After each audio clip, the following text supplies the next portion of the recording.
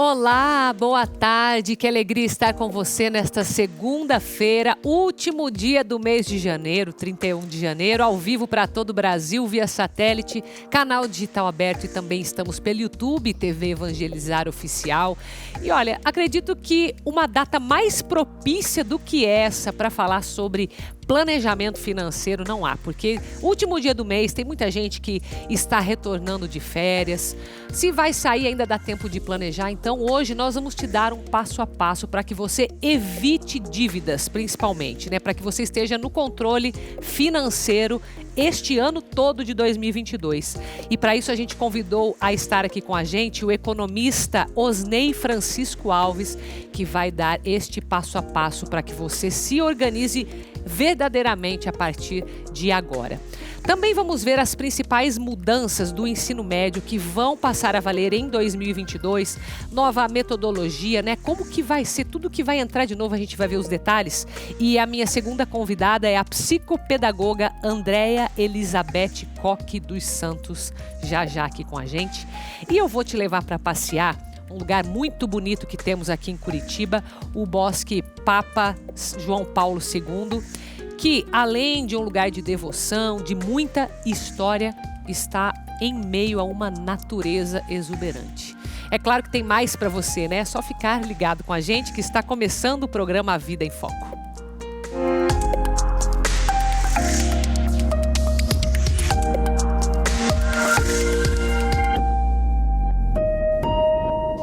Vamos começar então com esse tema propício para janeiro. Vamos falar da sua organização financeira, de planejamento, para que todo este ano de 2022 não vai ser um problema para você, entendeu? Você vai estar no controle, vai saber o que fazer com o seu planejamento, evitar endividamentos, principalmente, que a gente sabe que tem muito disso, né? Então a gente está aqui já com o economista Osney Francisco Alves. Seja bem-vindo, viu? Obrigado, Carol. Obrigada mais uma vez por estar aqui. Eu que agradeço. Osney, eu sei que muita gente, várias vezes a gente já passou aqui no programa a questão de endividamento, né?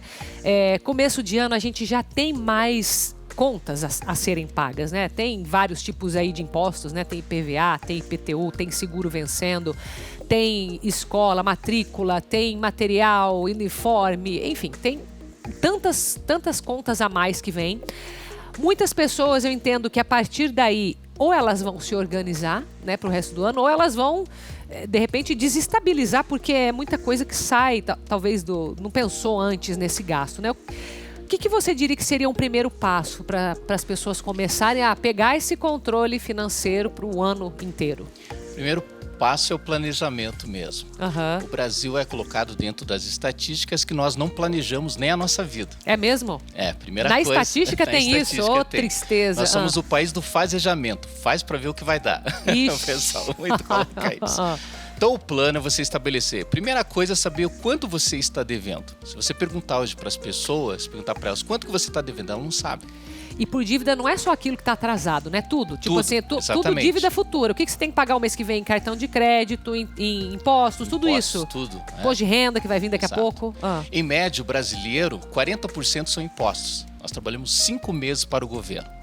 A primeira coisa 40% já é imposto que tem que estar nessa conta também. Tem que estar nessa conta.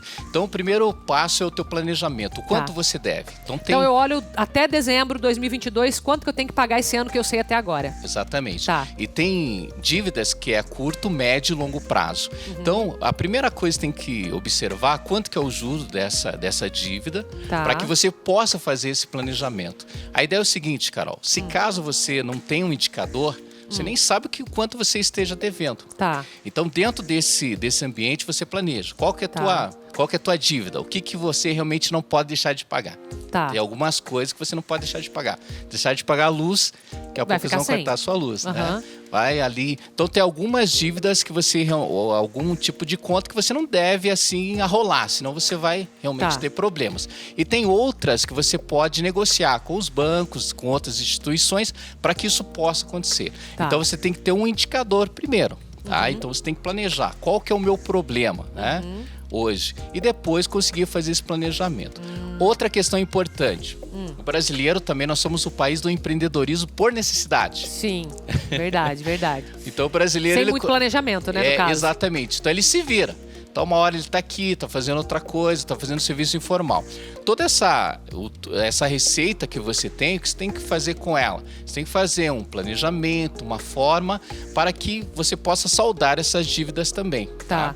Então, o primeiro passo, na minha opinião, é saber, primeiro, quanto você deve e quanto tempo você realmente vai conseguir pagar essas suas determinadas dívidas. Entendi, porque daí a partir das dívidas se faz um balanço. Se as minhas dívidas mensais, porque daí você está olhando mês a mês, se tudo isso que eu vou pagar tá dentro do meu orçamento.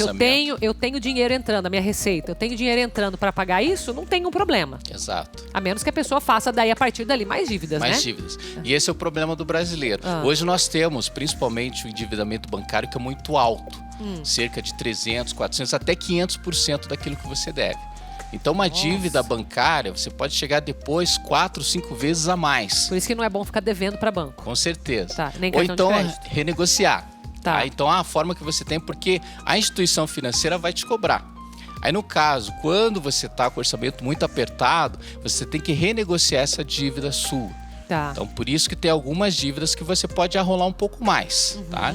Então, não há um problema de você fazer isso, desde que você consiga renegociar, né? Fazer ali toda a conta, visualizar se aquilo realmente vai fazer parte ou é bom para você. Outro detalhe, visualizar se você vai conseguir pagar isso. Hoje nós temos um problema também, que tem pessoas que vão renegociar uma dívida, mas não tem como pagar. Então nós não podemos colocar aquilo, lá na frente eu vou visualizar, vai acontecer um milagre na minha vida. Pode ser que não aconteça. Entendi, né? Não é bom fazer isso, tem que ser bem pé no chão então. Com certeza. Outro detalhe, né? Sempre eu coloco 10 a 15 a 20% para poupar. É lógico, numa situação brasileira que nem a gente tem hoje, o brasileiro não vai conseguir. Mas sempre é interessante você ter uma reserva financeira no mínimo de 6 meses. Porque no caso, se você perder o emprego, tiver algum problema, uma contingência, você vai conseguir saldar suas dívidas. Senão, você vai ficar realmente endividado. Mas o detalhe é você realmente conseguir planejar, identificar quanto você deve. Entendi. Se você hoje fizer uma estatística hoje no Brasil, você vai visualizar que as pessoas não sabem quanto que elas ganham e quanto que elas devem, né? Então fica difícil essa situação aí. Então são alguns pontos. Outro detalhe, sempre procurar uma segunda renda. O brasileiro já tem isso como escola, você pode ver. Isso já é mais, isso a gente já sabe mais, né? Que é o que está no sangue do empreendedorismo. Exatamente. E outro detalhe também, né? As pessoas têm que visualizar o quanto que ela ganha e os impostos que estão pagando. Vou dar um detalhe bem claro, né? Todo mundo já teve problema com férias. A pessoa tira férias, ela acha que ela vai receber 133%. Depois, quando ela volta, cadê meu dinheiro? Não tem dinheiro. Ela recebeu simplesmente 33,33%. Então as pessoas não fazem as contas. Entendi. E no final acaba realmente ficando endividadas. Entendi. E outro detalhe, entretenimento é bom. Mas você tem que saber ter uma poupança para fazer o teu entretenimento. Então, teoricamente, se você poupa para fazer esse entretenimento, para uma reserva de emergência, você daí pagaria isso à vista ou não? O detalhe é o ideal, seria? Exatamente isso. Porque à vista, você já tem o dinheiro. Ou que você também tem o dinheiro, mas consiga fazer parcelado que seja importante para você. Por exemplo, você já tem um dinheiro ali. Aí, por parcela, você vai ter um tempo maior, mas você já tem o dinheiro reservado. Mas não gasta o dinheiro, deixa lá. Exatamente, já está reservado para você. Aí você pode ter outras determinadas situações. É que nós somos um país que nós vivemos, né, dentro do endividamento. Isso não culpa só o brasileiro, porque muitas pessoas não têm como sobreviver. Sim. Então você dá uma olhada hoje, quem ganha um salário mínimo, por exemplo, como que ele vai poupar 10%? Como que ele vai fazer alguma determinada coisa? Complicado, né? É complicado, mas ele tem que ter noção disso. Ele tem que ter noção de tudo aquilo que ele realmente tem que fazer e tem que acontecer dentro da vida dele. Então nós somos muito assim, de achar que as coisas vão se resolver. Sem planejamento, sem decisões. Isso eu coloco muito mais até para os empreendedores brasileiros. Então são pessoas que empreendem, o negócio até dá certo, mas ficam com muito endividamento, né? Diante dessa situação aí. Entendi. E a instituição está por aí, os bancos estão querendo emprestar. Estão querendo emprestar. Estão oferecendo, né? Inclusive, acho que agora, não sei se nessa época do ano, acho que até aumenta, né, a proposta, né, as ofertas. E dentro disso que depois tem inadimplência, né? Que hoje, principalmente o juro, como é um juro para todas as pessoas, você acaba pagando sob inadimplência de outras pessoas também. Entendi. E isso não faz, né, muito sentido para o nosso país. Entendi. Aquelas pessoas que já estão aposentadas, elas têm algum risco maior com relação a endividamento, a ofertas de bancos, enfim? Hoje tem muitas pessoas que estão fazendo isso, né? Não só para elas, e sim para a família como um todo. E elas acabam ficando endividadas e o pior, né? Pode ser que ela não tenha outra fonte de renda. Então a aposentadoria no Brasil já é pequena e ainda vai se endividar, vai ficar maior ainda. Então o problema se torna muito maior. Eu acredito que o primeiro sentido nosso é como que você faz a sua riqueza. Eu acho que você pode até mesmo ter a tua dívida. Tá. Mas o que te traz receita? Como que você agrega isso? Então tem muita gente que ele faz dívidas, mas ele tem receita, ele tem outro tipo de coisa, ele tem outras formas. Ele está no controle da dívida, eu acho que é o principal, né? Exatamente. O que você realmente faz para que aquilo lhe dê um desenvolvimento. É que nem uma organização, uma empresa. Tem uma organização que ela tem um saldo devedor, mas ela tem uma receita que vai cobrir aquilo. É a mesma coisa hoje dentro da nossa vida particular. Você pode até ter uma dívida, desde que você tenha como pagá-la, né? Uma receita para isso. Sim, sim. E vamos falar das pessoas mais jovens, estão começando a trabalhar agora. O que você percebe nessa nova geração? Eles tendem a gastar mais dinheiro do que ganham? Eles tendem a conseguir poupar alguma coisa? Porque às vezes, ouvindo você falar da questão da necessidade de ter uma reserva de emergência, né, que seja, ou para alguma diversão mesmo, e eu concordo que em muitos casos é difícil você fazer uma retirada para poupar, mas eu acho que também, por outro lado, tem a questão de nunca se teve o hábito. Então a pessoa ela se contenta com a situação ser difícil, não estou falando que não é difícil, né? Mas ela se contenta com aquilo, ela acha que não vai adiantar, na verdade, você poupar um pouco. Não vai adiantar. Vou tirar um pouco daqui, vou ficar mais apertado ainda, e o que isso vai me trazer, né? Você acha que tem um pouco disso? Tem muito isso. Então a situação hoje do jovem, eu acredito, vai muito da experiência que ele tem. Dentro de casa. Dentro de casa, exatamente. Então não adianta também, na minha opinião, que não você destacou, né? Eu não gasto nada, mas eu não vou me divertir, quer dizer, eu não vou ter uma vida feliz. Então eu tenho que saber poupar uma coisa, né? Ou então fazer esse equilíbrio. O jovem, ele observa hoje que uma das tendências, eu até limito sobre isso, ou então falar sobre isso, que é a questão do estudo. Então hoje, quando você investe, um dos maiores investimentos que tem é o estudo. Sim. Porque é através disso que você agrega um valor na tua vida, você desenvolve alguma coisa e você traz isso como depois como receita com você. Sim. E enquanto outras situações não. Então pode ter algumas formas da pessoa poupar muito, mas não se desenvolver. Eu acho que esse critério para o jovem que eu deixo é o seguinte: você deve poupar, mas por outro lado você tem que investir também na tua carreira, investir na tua vida para que você possa se desenvolver. Eu vou citar uma coisa de marketing que muita gente até acha um pouco complicado, mas eu falo que nós somos um produto. Sim. E em desenvolvimento. Então nós vendemos alguma coisa. Sim. Então você vende mão de obra, ou você vende a tua inteligência, ou você vende conhecimento, e é através disso que você vai agregar valor para você. Então quanto mais você investe, mais receita você tem com você, mais você consegue fazer um desenvolvimento. Então o endividamento em algum momento na tua vida terá, não tem como, né? Você vai estudar, você vai ter que se desenvolver como pessoa, como um produto, vamos assim colocar. Mas lá na frente há um desenvolvimento para você. Então, para o jovem, ele tem que investir também na carreira. Não adianta, não, eu vou somente poupar, não vou investir na carreira, então ele vai ficar estabilizado. Não vai chegar a um ponto de se desenvolver. Eu diria que isso é para a vida mesmo. Não Exatamente. Não sei, eu acho que começa na juventude, mas eu imagino que é para toda a vida, né? Você aprender sobre algo novo que vai te trazer, seja uma renda, seja um conhecimento. Com certeza. Mas com base nisso, você acha que dentro desse planejamento do ano, né, de 2022, que a gente está falando aqui, a pessoa também ela deve pensar num valor para que ela invista em conhecimento? Com certeza. Tem uma indicação, algum número para ela pensar nisso ou não? Acho que em primeiro plano, eu sempre coloco, assim, vamos colocar em percentual aí. Eu vou colocar se você 1% que você melhore todos os dias, você vai melhorar 360%. Imagina. É verdade. Se a gente conseguir fazer isso. Eu, na faculdade que eu ministro aula, eu falo assim: se você ler 1 hora por dia, ou estudar 1 hora por dia, Imagina em um ano quanto que você vai conseguir desenvolver. 300 e tantas horas. Imagine quanto. Então nós não fazemos. Então fazer o pouco cada dia.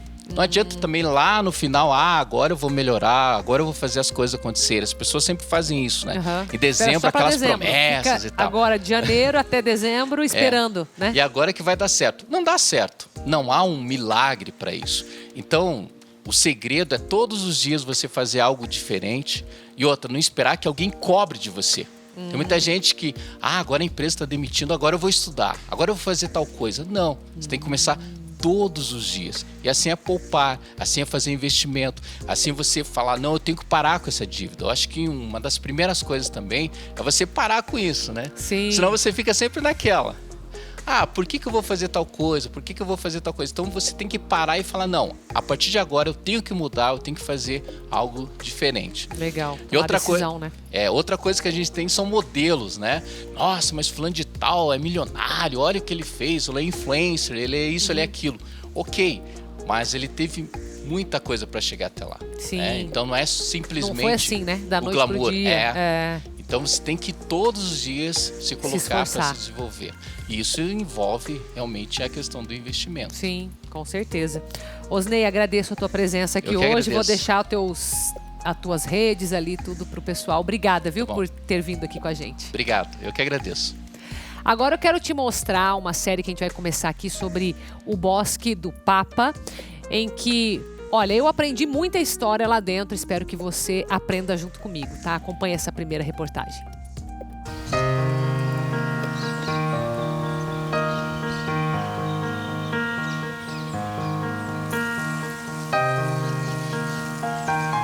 Oi, gente! Hoje eu saí um pouco dos estúdios para vir aqui nesse dia ensolarado. Estou no Bosque João Paulo II, também conhecido como Bosque do Papa. Eu estou caminhando aqui em direção à dona Danuta, que vai nos contar um pouco dessa história do bosque, né, que remete à colonização polonesa desde mais ou menos 1871. Olá, dona Danuta! Oi, querida, muito prazer, viu, te receber, viu? Bom dia. Obrigada, bom dia.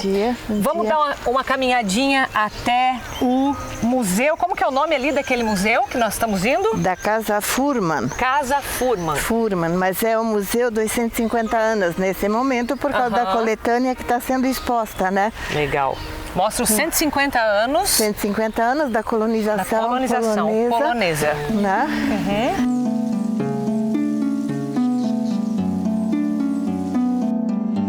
O porquê da existência desse parque? Imagino que é para preservar a questão da história polonesa, né?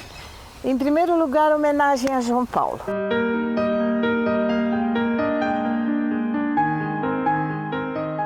Uma homenagem muito grandiosa ao Santo Padre, ao Santo Papa. Então, por que Bosque João Paulo? Por que o Papa? Agora já é santo, né? Sim. Mas eu digo, na princípio era isso. Enquanto existia, eu digo, aquela euforia no Brasil, principalmente em Curitiba, é o único lugar do mundo que tem algo assim nesse gênero, onde agrega o memorial e onde agrega, né, o nome de Santo Papa. E a arquitetura, e a história, e os costumes, e toda a gama cultural ligada aos poloneses, ao povo polonês. Então dá para conhecer muito dessa cultura polonesa visitando aqui esse lugar. Sim, tudo, né?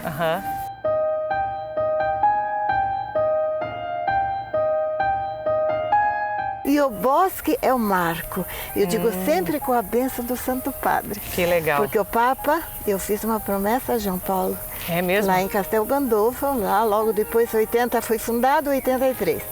Então, que o bosque eu iria cuidar até o final dos meus dias, né?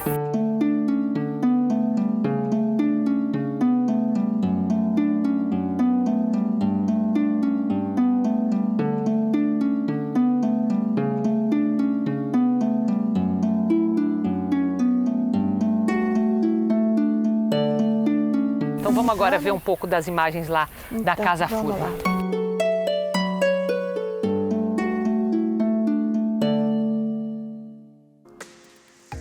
E amanhã tem mais para você, tá? Você vai continuar acompanhando com a gente essa visita ao Bosque do Papa. e muita história que a dona Danuta compartilhou ali com a gente. Você vai gostar de saber. Vamos agora para o recado da Poliana. Olá, Poliana. Oi, Carol. Boa tarde. Uma excelente tarde para você de casa. Mês de janeiro finalizando. Mais um mês indo embora. E muitas pessoas acabaram comentando comigo, nossa, como o mês de janeiro foi longo, demorou para passar. E você que sofre com dores deve ter pensado exatamente assim. Porque quando a gente tem dor, parece que o tempo não passa. A impressão que dá é que demora mais, não é verdade? Eu tô aqui para ajudar você que está sofrendo com dores espalhadas por todo o seu corpo. E muitas vezes você não sabe nem explicar de onde é que está vindo. Você sabe que você tem diversos problemas de saúde, porque passou dos 60, 70 anos de idade e acabou perdendo cálcio, acabou perdendo cartilagem, e aí os problemas surgem mesmo, principalmente as dores nas articulações. Só que você não sabe dizer se dói o osso, se dói a articulação, se dói quando você senta ou quando você levanta. Na verdade, dói tudo, não é mesmo? Eu tô aqui para ajudar você um pouquinho mais, para diminuir um pouquinho mais as suas dores e quem sabe, com o passar dos anos, diminuir os processos inflamatórios que já estão aí, dominando suas articulações. Quero apresentar para você a Ora Pronobis, que é um suplemento orgânico 100% natural, que tem ação anti-inflamatória e também tem a ação analgésica. Então, na hora que você sente dor, você toma. Ele contribui para diminuindo a sua dor gradativamente. E o processo inflamatório, ele também vai combatendo. E é um aliado, você não vai deixar de lado seus medicamentos. Você vai colocar a Ora Pronobis e ele vai repor cálcio, vai repor magnésio, manganês, o ferro, vai trabalhar no seu organismo de uma forma geral. Pesquisa a respeito de Ora Pronobis, ele está sendo um sucesso no país inteiro e eu espero que seja sucesso aí para você e para toda a sua família, até porque todo mundo pode tratar e também prevenir esses processos inflamatórios.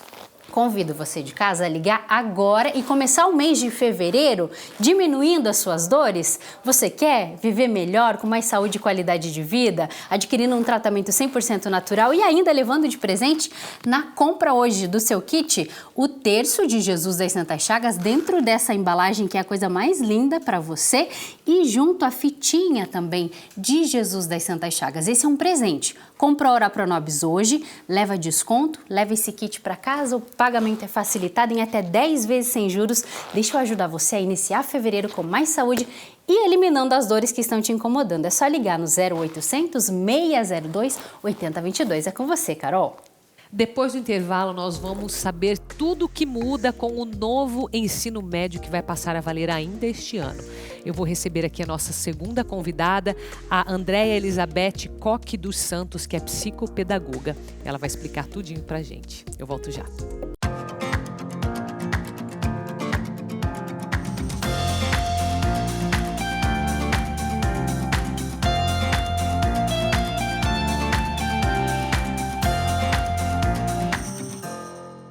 Voltamos com o programa Vida em Foco desta segunda-feira, no último dia de janeiro. E claro que eu vou falar sobre a ação São José Providenciai nesse último dia do mês.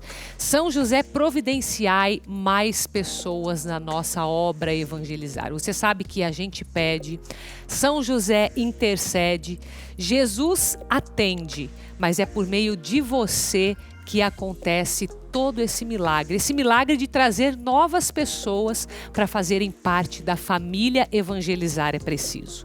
E eu falo família porque é através destas pessoas, você que é associado e as outras pessoas que vão se tornar associados graças a você, que nós expandimos toda essa obra, que nós construímos esta obra e podemos ser a benfeitora nacional que nós somos através de caridade, através da evangelização, levando a tantos lugares no Brasil a palavra de Deus, a obra de Deus através da obra evangelizar. Para você fazer isso e nos ajudar na ação São José Providenciai, é simples. Você indica 3 pessoas maiores de 18 anos, pessoas que você já convive, pessoas que você já fala sobre a obra e que, pelo seu exemplo, vão querer fazer parte, também querem fazer o bem, também querem impactar positivamente. Veem como você teve a sua vida transformada, olham para o seu testemunho de vida e querem fazer parte. Dentro do seu Jornal do Evangelizador foi um formulário. Ali você pode preencher na mão mesmo ali o nome das pessoas, os dados delas e enviar para a gente por correio. E a gente vai entrar em contato com elas. Carol, eu não gosto de papel, não tem alguma forma mais online para eu fazer isso? Tem no próprio formulário um QR Code, você pode ali, vai ser direcionado para o site padrereginaldomanzotti.org.br, onde você também pode fazer a sua indicação. O importante é você ser este meio de evangelização, o resto a gente entra em contato e faz. Quando a primeira pessoa que você indicou fizer a primeira doação, a gente, como uma forma de agradecimento, vai enviar para você este broche de São José Providenciai. Um broche que tem a dezena de São José, vem com a oração de São José, para que você também faça o seu pedido e tenha a intercessão. Ele intercede pela obra, vai interceder por você que é parte da obra. Então é o nosso muito obrigado pelo seu esforço, que eu sei que é através de você que Deus age. Então, meu muito obrigado por você participar dessa ação São José Providenciai. Nós vamos conversar agora sobre as mudanças que ocorrerão neste ano ainda sobre o ensino médio. Ensino médio vai ter muita mudança pelo que eu estava vendo, viu? Então você vai ficar por dentro de tudo e eu estou com a especialista no assunto aqui, viu? Eu estou aqui com a psicopedagoga Andréia Elizabeth Coque dos Santos. Muito bem-vinda, Andréia. Obrigada, Carol. Obrigada a você, viu? Eu estava olhando aqui tudo que vai acontecer, né? Muda grade, não sei se é a grade horária, mas muda carga horária, organização curricular, entram novos conceitos, né? Fala para mim um pouco geral, o que vai vir ainda este ano? Ok. Algumas escolas, né, da rede particular, né, rede privada, elas já se adaptaram. Essa grade curricular. Já está valendo, então, a partir deste ano. A partir de começou as aulas já. Isso, né? Este ano tem que valer em todas as redes, públicas e privadas. Algumas escolas pelo país já estão com essa implantação. Né? Aqui em Curitiba, algumas escolas já. A rede pública não, ela começa Mas isso é nacional, ano. Isso vai acontecer no Brasil inteiro. Isso mesmo, né? Antigamente, a base nacional curricular, ela tinha só as formações básicas, que eram aquelas disciplinas que nós estávamos acostumados a ter, né? Só que o adolescente, o jovem, ele não entende. Por que eu tenho que estudar matemática? Eu tenho que estudar isso para a vida toda. Nossa, foi uma coisa que eu sempre me questionei, né? na minha vida de escola, tá vendo? Exatamente. E algumas pessoas, elas têm aptidões para certas coisas, né? O adolescente, ele sempre diz que ele quer ser médico. Mas por que ele quer ser médico? Né? Eu também queria ser médica, mas não tenho aptidão nenhuma para isso. E o que significa ser médico, né, também? Exatamente. Quais são as disciplinas que eu preciso ter o conhecimento para ter essa formação? Então já vai começar a deixar um conhecimento mais concreto para esse jovem. Exatamente. Que legal. Então são mudanças muito positivas. Muito positivas. Então já vai direcionar o adolescente para aquela carreira que ele realmente quer. O que ele precisa ter o conhecimento? É lógico que todas as disciplinas ele precisa ter. Então ainda vai existir a base nacional, só que numa carga horária mais reduzida. Né? Então o ensino médio ele vai ter que ter 3.000 horas, né? As 3 séries.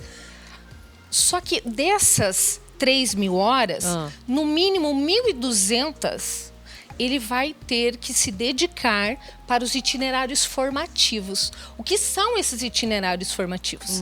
São as disciplinas que ele tem mais afinidade. Por exemplo, linguagens, né? Matemática, linguagem entra a parte de artes e tudo mais, né? Artes, educação física, matemática e ciências aplicadas, que daí é só matemática, as ciências exatas, né? As ciências sociais. Então, assim, vai dividir, ele vai direcionar, né? Então, ele vai escolher para que área ele vai. Né? Então, por exemplo, a escola ela pode optar na primeira série do médio trabalhar 800 horas da base nacional e 200 do itinerário. Ela já pode começar já no primeiro ano? Deve começar. Né? Ou ela pode trabalhar 600 horas, 400. Então ela vai ter que decidir quanto que ela vai dedicar nessa divisão, mas ela já vai começar já desde o primeiro ano do ensino médio. Desde primeiro, o segundo e terceiro. Exatamente. Isso não muda, continua sendo 3 anos. 3 anos. Essas 3.000 horas. Isso mesmo. Tá? E o que entra ali junto também, a escola ficou mais livre para essa escolha, né? O que ela vai oferecer. A maioria das escolas vai acabar trabalhando 800 horas, né? No estado do Paraná, isso pela rede pública, tá? 800 horas da BNCC na primeira série e 200 dos itinerários. Por quê? O adolescente ainda não sabe o que ele quer. Sim, né? Não adianta colocar muita coisa ali também que vai acabar desperdiçando o tempo investido, né? Às vezes eu gosto muito de um determinado professor e eu acabo dizendo que eu gosto muito daquela matéria. Sim, pela afinidade com o professor. Exatamente. E às vezes ao contrário, né? Fala aí eu não gosto de matemática, mas é porque eu não gosto do professor. Então tem isso. Então o adolescente ele ainda não sabe muito bem. Então a escola acaba direcionando isso, né? Então para deixar mais livre conforme vem passando o tempo. Né? E vem junto com tudo isso, na primeira série do médico, a prática.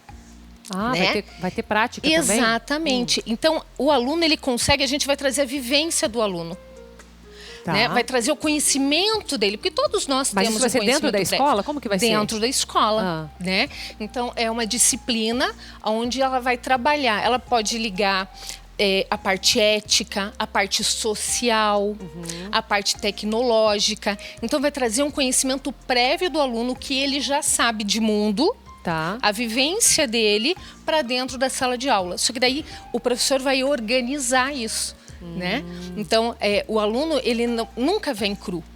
Né? Ele já tem uma formação, principalmente no ensino médio. Então, a escola vai fazer esse aproveitamento desse conhecimento dele. Entendi. Tá, em questão do currículo, vai ter alguma matéria mesmo que não se tem hoje, que não se tinha, né, a partir de agora, por causa dessas mudanças ou não? A parte teórica? A parte teórica não, porque o ensino médio ele vem mais prático. Tá? Lógico, o que vai acontecer agora, né? O que nós estamos vendo? Essa mudança de mundo, né? A pandemia mostrou muito isso, né? O uso das tecnologias, né? Então, isso vai vir muito para dentro da sala de aula. Mas aí junto com todas as disciplinas, não somente ela, né? Então, o que a gente percebe, assim, vai existir uma união muito forte disso, né? E para o aluno perceber essa mudança de mundo. Muitas profissões novas estão surgindo, né? E a gente precisa adaptar esse aluno para isso. Então, o uso da tecnologia, ela vai estar muito presente. Já estava, né? Mas agora vai ficar muito mais. Entendi. E na tua opinião, como psicopedagoga, olhando tanto para o aluno quanto para as escolas e para os professores, né? Como que você vê essa mudança? Muito positiva. Muito positiva. Como o outro convidado estava falando, né? A gente tem que estar em constante formação. Né? A gente precisa sair da nossa caixa. Né? A gente precisa olhar o outro. A minha formação também, eu sou artista plástica. Né? Então, eu não posso mostrar para o meu aluno numa sala de aula só aquilo que eu acredito, só aquilo que eu acho. Então, eu preciso estar em constante estudo, em constante formação para trazer as novidades do mundo para ele. Né? Porque o ensino hoje, ele é diferente da época que eu estudei. Né? Muito diferente. Ano que vem vai ser mais diferente ainda, porque nós estamos sempre em modificação. E aí o professor, ele vai precisar sim se especializar. Então ele vai precisar sair da caixa dele. Ele vai precisar olhar o aluno de uma outra forma. Né? E para o aluno também. Ele vai entender o porquê daquilo. Né? Ele vai... por que eu tenho que gostar de ler? Por que eu tenho que gostar de escrever? Né? A produção textual é muito importante. Eu sempre digo isso para os meus alunos. Leia. Eu não gosto de gramática, mas leia. Você não precisa saber a gramática para saber escrever bem. É a prática. Né? Então, isso vai mostrar para o aluno a importância do estudo. A importância do conhecimento. Não necessariamente, eu não gosto de química, eu vou ter que estudar química. Não, tem que estudar química porque é um conhecimento básico que você tem que ter, né? Para a sua formação. A química está presente na nossa vida, né? No nosso alimento, quando a gente vai fazer uma comida, a gente utiliza a química. Né? Então, assim, é isso que o aluno vai entender. Isso é muito rico, porque ele traz a escola para um outro patamar. Ele traz a escola para dentro da casa do aluno realmente. Né? Ele vai viver a escola. Ele vai viver a educação. Diferente do que vinha sendo, né? Uma coisa meio obrigada. Tenho que ir para a escola porque eu tenho que ir, sem entender, né? É algo até que está mencionado, é a questão de um projeto de vida que está inserido dentro do ensino médio. Isso mesmo, que é a prática de vida que eu falei. Isso mesmo. Da profissão. Que você vai mostrar esse caminho para o aluno. Entendi. Como que foi a preparação dos professores para isso? Porque é uma mudança relativamente grande, né? Você está falando... É toda uma mentalidade, é toda uma metodologia. Exatamente. Como que tem sido esse preparo? Pelo jeito... Tem vindo há tempos já, né? Sim. A gente já vem fazendo formações, né? Todo ano nós temos 2 tipos de formação, né? Tá. 2 épocas, no início do ano e na metade do ano. E a gente já vem preparando os professores para isso, junto com o material didático. O material também muda? Muda também, todo o material muda. Olha só. Todo o material muda. Que interessante, né? Isso vai ter algum tipo de... avaliação para aquelas avaliações de perfil para ajudar o aluno também a escolher, ou isso não está embutido? Para ele se conhecer, para ele entender o que ele pode escolher, entende? De carreira. Sim, no primeiro ano, algumas escolas trazem isso, né? Esse acompanhamento psicológico, psicopedagógico para os alunos. Mas a maior parte da rede pública, não. Né? Devido a investimentos e tudo mais. Mas com a prática de vida, ali ele já começa a ajudar eles a direcionar. Exatamente. Então vai ajudá-los a escolher também. Exatamente. Na tua visão. Vai ser um papel do professor também fazer esse tipo de abordagem. Andréia, você acha que os alunos vão estar melhores preparados para as universidades com esse novo ensino médio? Sim. Sim? Sim.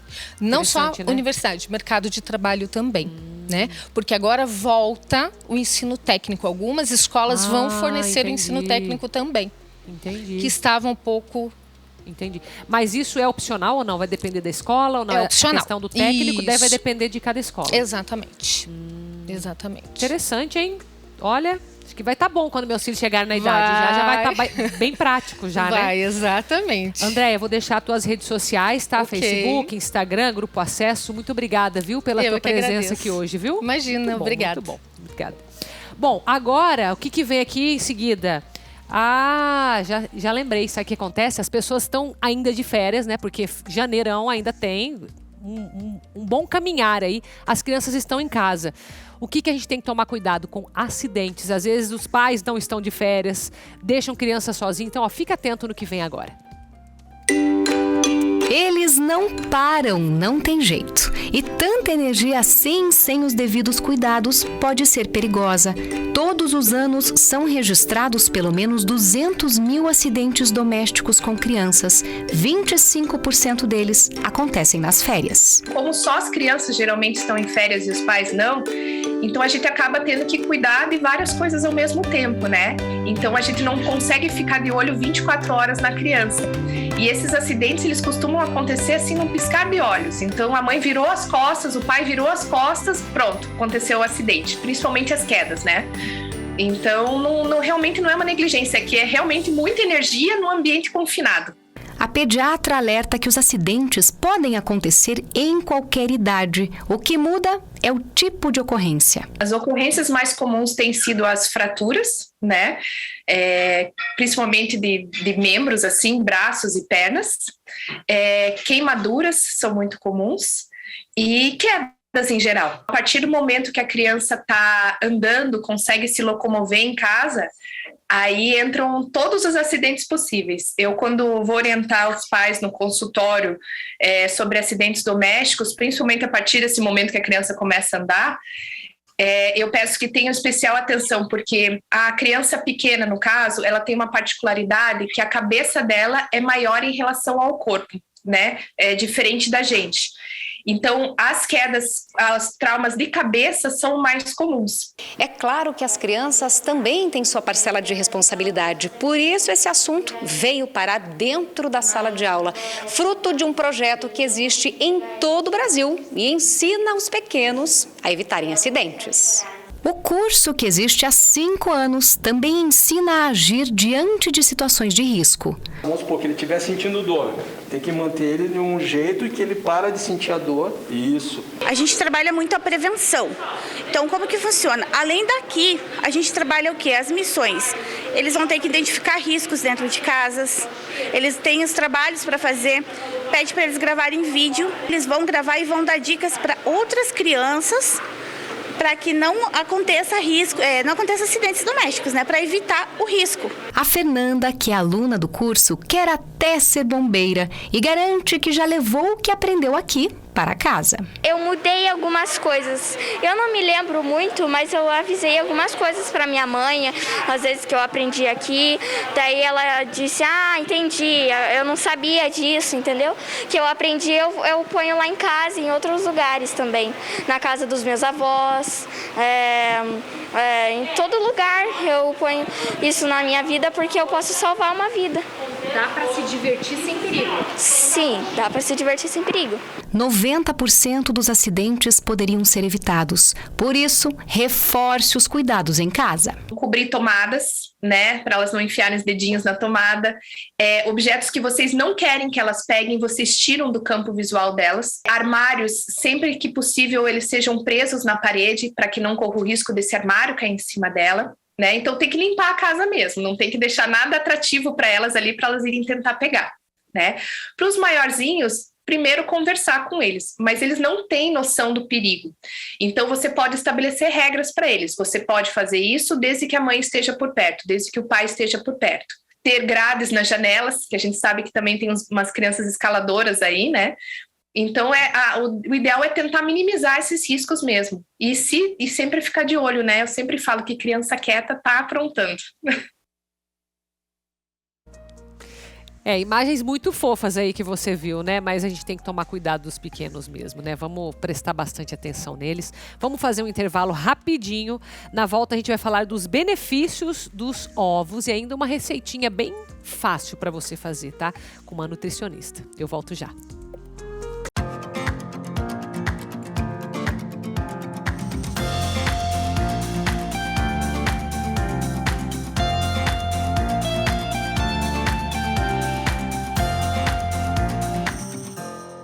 Já estamos de volta nesta segunda-feira. Que alegria ter a sua companhia todos os dias da semana. E para você começar bem com a sua dieta, com a sua saúde principalmente, você vai entender os benefícios do ovo, que você sabe que é um super alimento. A gente já trouxe nutricionistas aqui. Inclusive esse é um minuto da Nutri. E no final ela vai dar uma receitinha bem fácil para você fazer aí na sua casa. Acompanhe. Olá pessoal, hoje estamos com mais um programa Minutos com a Nutri pela TV Evangelizar para todo o Brasil e vamos falar de um dos 6 melhores alimentos do mundo. Ele já foi vilão, ele já foi condenado e hoje é absolvido. Já tem alguma ideia do que é? Isso mesmo, o ovo. Ele é um dos alimentos mais completos da natureza. Em termos de nutrientes, ele só perde para o leite materno. O ovo é extremamente versátil. Você pode fazer preparações doces, salgadas. Ele é barato, promove a saciedade e a proteína do ovo ela é de extrema qualidade. Ela ajuda a compor os músculos e manter os músculos. Então uma dica bem legal é você usar o ovo logo após os exercícios. Suas principais vitaminas são a vitamina A, a vitamina D, a vitamina E, B12 e zinco. A gente tem também no ovo a glutationa, que é a primeira barreira antioxidante. O que é isso? Ela previne certos tipos de câncer e outras doenças também, além do envelhecimento. Outro nutriente é a colina, que forma a memória, importantíssima para crianças em fase escolar e idosos na prevenção de Alzheimer. E também ele possui os carotenoides, que dá pigmento a certos alimentos e ajudam na visão. O seu consumo já foi muito polêmico, hoje não é mais. O ideal é consumir de 1 a 2 ovos, alternando os dias, dia sim e dia não.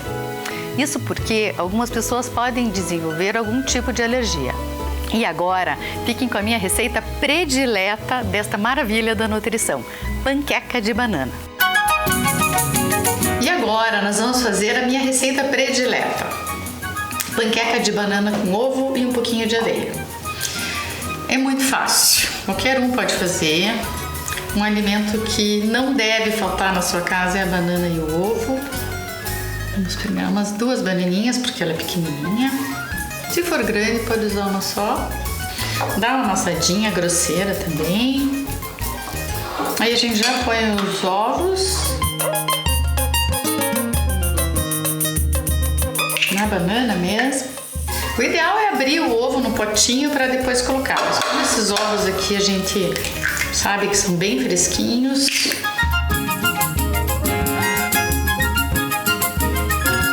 nem precisa bater muito, só incorporar ali a banana um pouquinho com... Aí a gente coloca uma aveia. Essa aqui é o flocos mais finos ainda, eu gosto dessa daqui. Agora vai o sal, acho que põe uma pitadinha de sal. Faz toda a diferença isso aqui. Não parece, mas faz. Agora a gente coloca um queijinho, porque isso aqui é um substituto do pão pro café da manhã. Ah, não consigo ficar sem o pão pro café da manhã, Nutri. Consegue. Quando você comer isso aqui, você vai ver que o pão vai ficar bem sem graça. Eu vou colocar canela 2 vezes. A canela também é termogênica, ou seja, aumenta a temperatura do nosso corpo, ajudando a gente a queimar calorias. Então eu coloco um pouquinho aqui e vou colocar no final. Agora a gente vai pro fogão. E agora nós vamos fritar a nossa panquequinha. Como eu ponho sempre bem pouquinho de manteiga, eu gosto de usar esse pincelzinho de silicone para untar praticamente a frigir. Aqui, já tá quentinha. Eu vou virar minha panquequinha.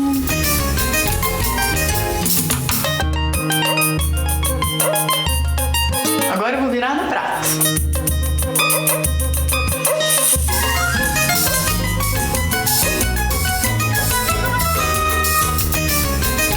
E a nossa panquequinha tá pronta. Você pode comer ela de diversas maneiras. Você pode colocar geleia, pode colocar néctar de coco ou não colocar nada. Eu gosto de uma canelinha. Vamos ver se tá tudo certinho. Hora da fome, né? Que receita fácil para você fazer aí na sua casa. Vai lá, faz aquela panquequinha ali, põe teu recheio de preferência e tá bem nutrido. Isso é importante, hein? Gostei da receita, fácil, prática, faz e conta pra gente depois se você gostou. Agora a gente vai falar algo que impacta muito a vida das mulheres. Já não basta a menopausa, né? Que tem já vários sintomas, ainda tem a questão relacionada com o sono, que também é muito impactada, e é isso que você vai ver nessa reportagem. Tem uma fase na vida que assusta muitas mulheres. É a menopausa e não tem jeito. Todas vão ter que passar por ela. A menopausa é uma alteração fisiológica que acontece na vida da mulher. É uma alteração que vai acontecer, em média, aos 51 anos, e ela representa a falência do sistema reprodutor, a falência do sistema ovariano. Para a Cristiane, essa fase já dura 6 anos e com sintomas nada agradáveis. Perda de sono, ganho de peso e calorão. O calorão é uma coisa bem desagradável. Alterações do humor, irritabilidade, sintomas depressivos. Mas tem um sintoma que está literalmente tirando o sono das mulheres. Um estudo mostrou que a cada 10 pacientes, 6 sofrem com insônia, uma das consequências mais difíceis desse período. Para pegar no sono no começo ia bem, mas aí eu acordava durante a noite toda bem picado o sono, de hora em hora acordando e custando para conciliar o sono novamente. As ondas de calor acontecem mais no período noturno. Então, aquela paciente que deveria ter um sono induzido, reparador durante toda uma noite, apresenta ou uma dificuldade de pegar no sono pelas ondas de calor ou despertares noturnos relacionados com os sintomas dos fogachos. A menopausa tem tratamento. A médica garante que é possível controlar os sintomas e ter qualidade de vida. É muito importante, então, que a paciente se conheça, né, saiba quais são os sintomas, o que está ocasionando mudança e está repercutindo na qualidade de vida dela.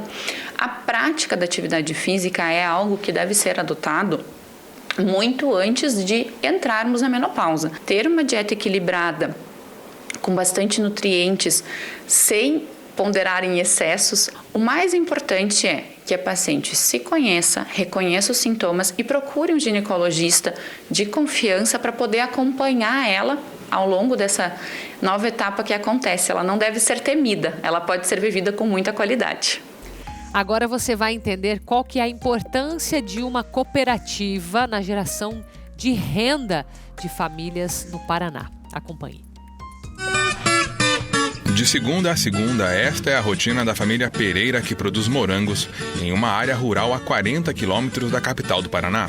A propriedade tem uma estufa que produz 3.000 pés de morangos por safra, e é da fruta que sai a renda da família. Aqui é um servicinho, né, que a gente fez para mim com a minha esposa, né, dos outros a gente não tem norma de...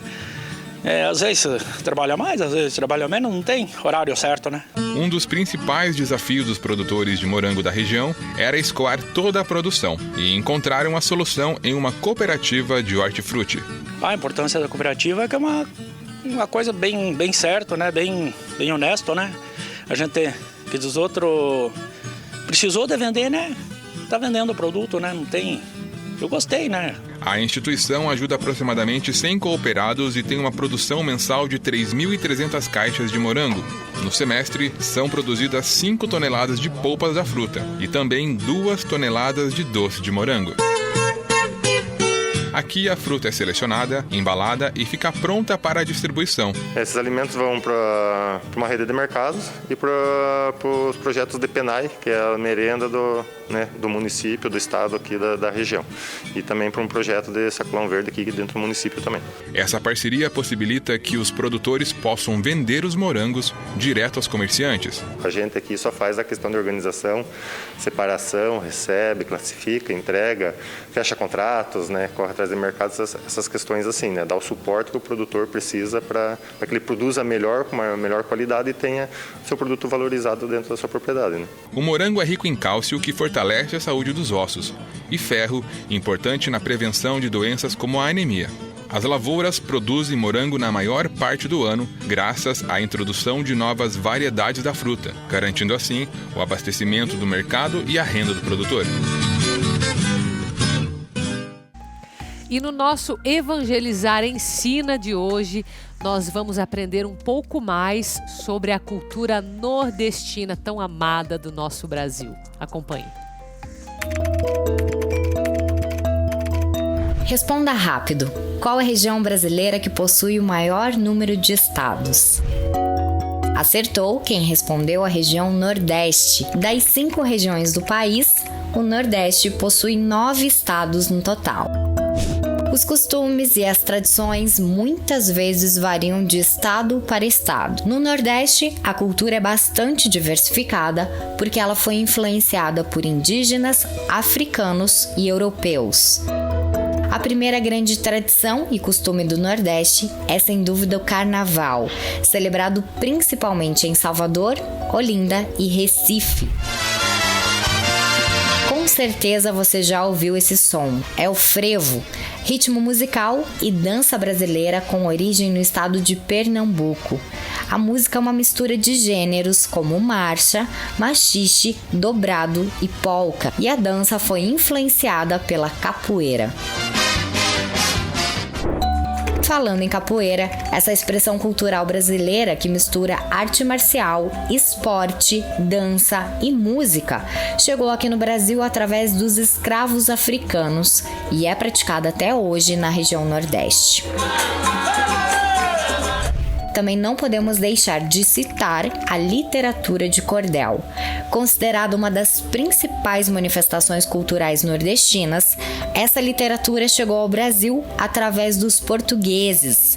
Eles conseguiam contar histórias com os folclores regionais, possibilitando que a população mais simples compreendesse. Você já ouviu falar da dança coco, também conhecida como bambelô ou zamba? É um estilo de dança muito praticado nos estados de Alagoas, Paraíba, Pernambuco e Rio Grande do Norte. Espero que tenham gostado. Te encontro num próximo Evangelizar Ensina. Até! E eu espero que você tenha gostado do programa de hoje. Te encontro amanhã novamente às 3h30 da tarde, ao vivo para todo o Brasil. Lembrando que todo esse programa fica disponível para você no YouTube TV Evangelizar Oficial. Fique com Deus. Até amanhã.